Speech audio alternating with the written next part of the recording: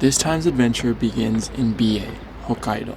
As I was driving towards Daisetsuzan National Park, I saw a point of interest on Google Maps that initially I was not going to stop for, but it was right on my way. Asahidake Falls. It seemingly spills right out of the cliff face, and this is due to groundwater flowing through cavities between layers of rock formed by sequential lava flows. Although it was a bit touristy, I'm really glad I stopped by.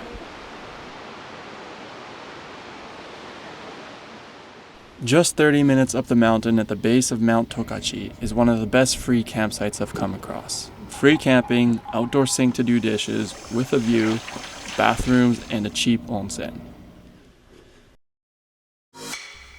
Hey, I'm Ryan, just a guy who quit his corporate job to pursue something different. And for me, that something different is exploring Japan off the beaten path in a camper van and documenting my experiences. I'm currently exploring Hokkaido, Japan's most northern prefecture, for the start of fall.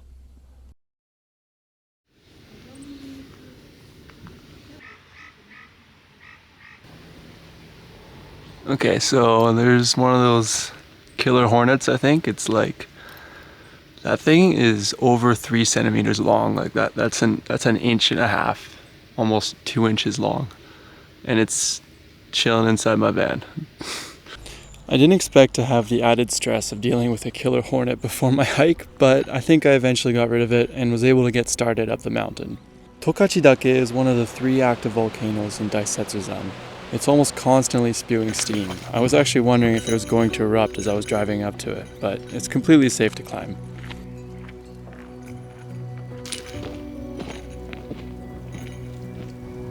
Tokachi-dake. Let's go.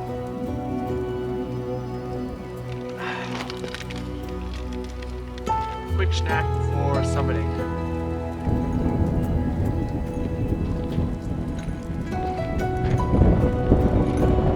This is the strongest I've ever smelled sulfur. It's actually quite bothering my throat. And I learned this the hard way because I slipped on Iwate-san when I was climbing it a couple weeks back. And I got some of the volcanic dust in my eyes and my throat.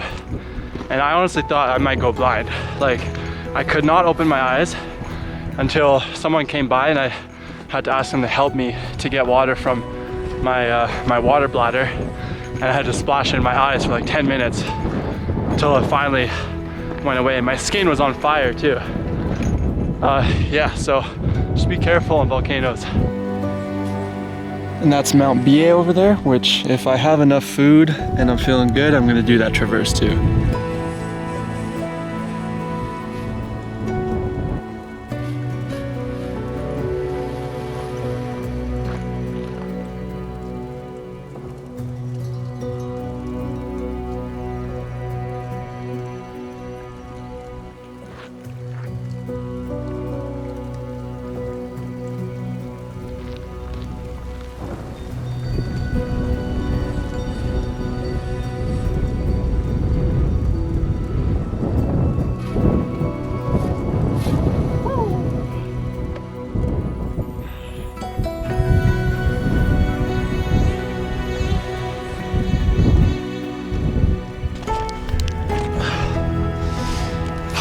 And probably my favorite part of the hike, where I get to eat food with beautiful views.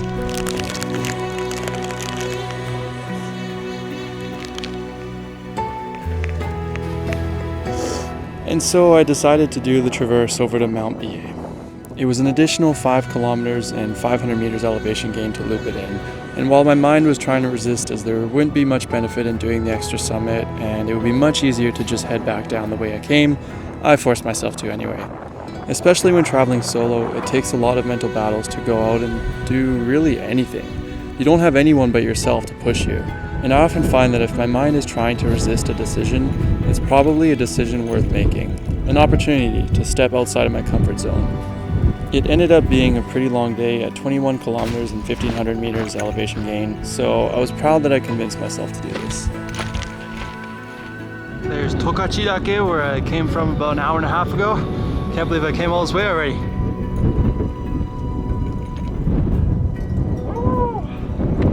Second summit today. Let's go.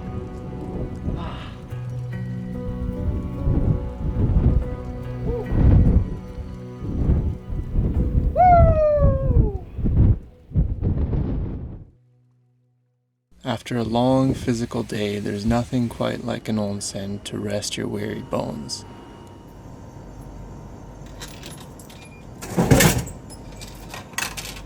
And after that, I don't mind a cold beer.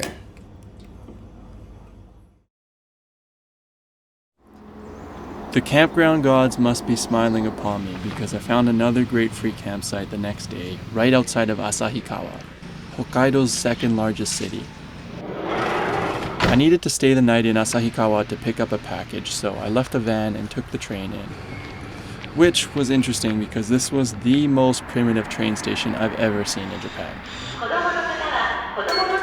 It's my first time seeing gravel platforms here, and I was surprised there was no gate to tap your IC card, despite only being a few stations outside the city.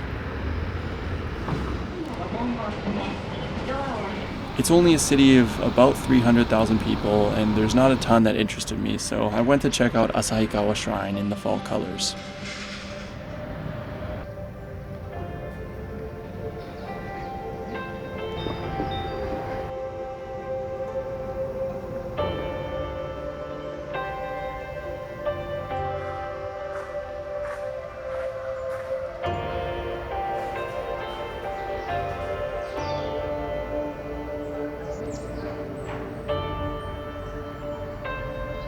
On my walk back into town, I came across a nice little park and it was a beautiful day, so I took the opportunity to hit a quick workout.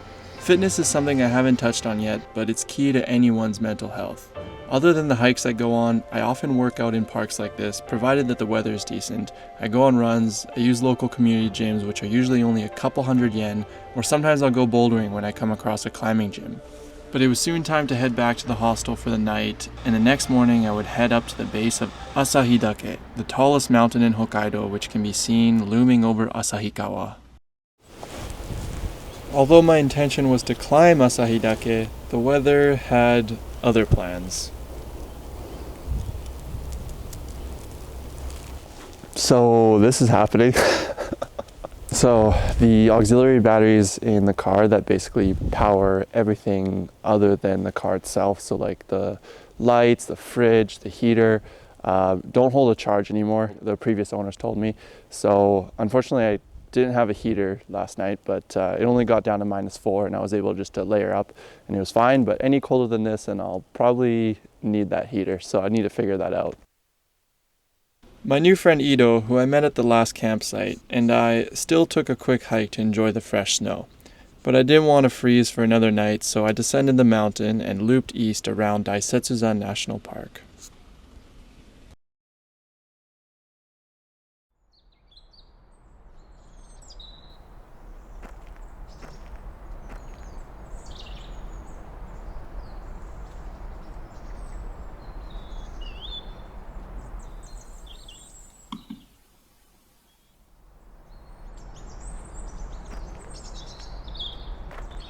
I neglected to mention what I was going to pick up in Asahikawa. The package that I was grabbing was, ta-da! Back like new, baby.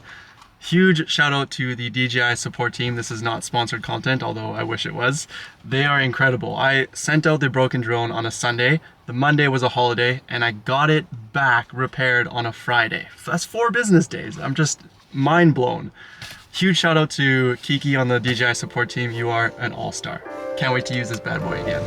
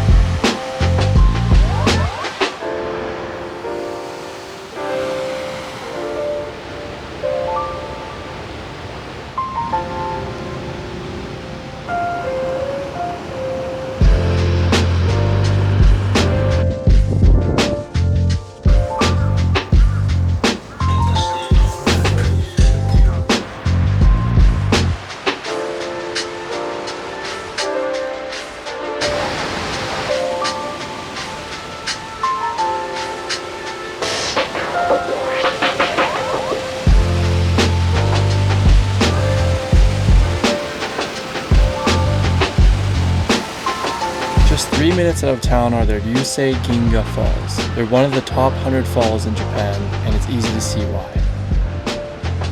It's crazy because just a couple of days ago I was waiting for the leaves to turn. They were still yellowish green, but here they're pretty much gone already.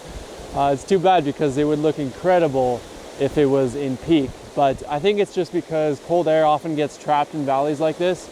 So I think the trees here in particular have already lost their leaves. Hopefully I can catch up to them a little further south though. And further south I went, looping around the Daisetsuzan Mountains to round out my time in Central Hokkaido. Wait. Oh my god, is that what I think it is?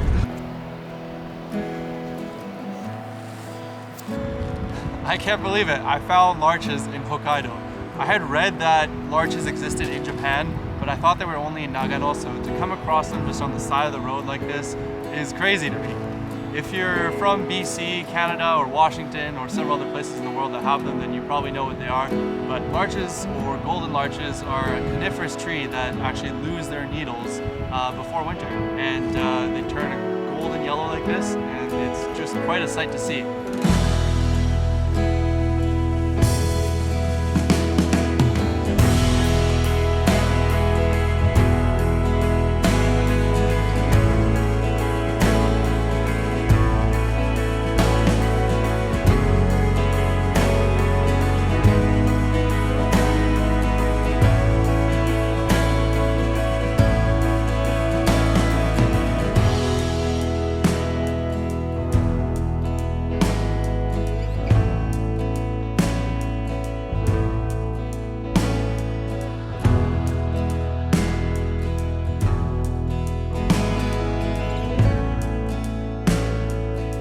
So I kind of need to go this way.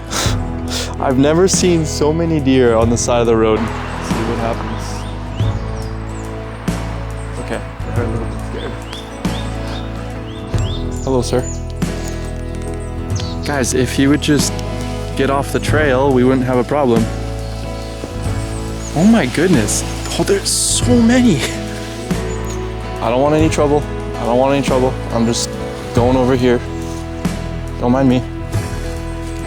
Oh my god.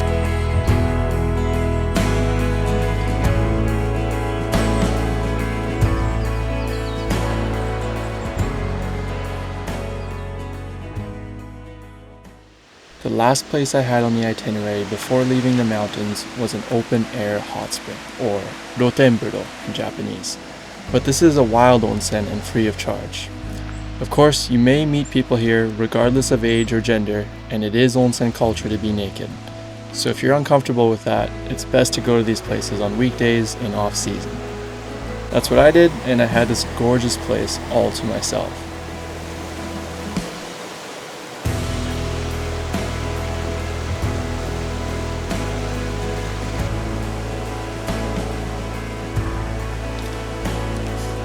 I would say I'm a cold plunge enthusiast, so I had to take a dip in the river, but man oh man was it cold.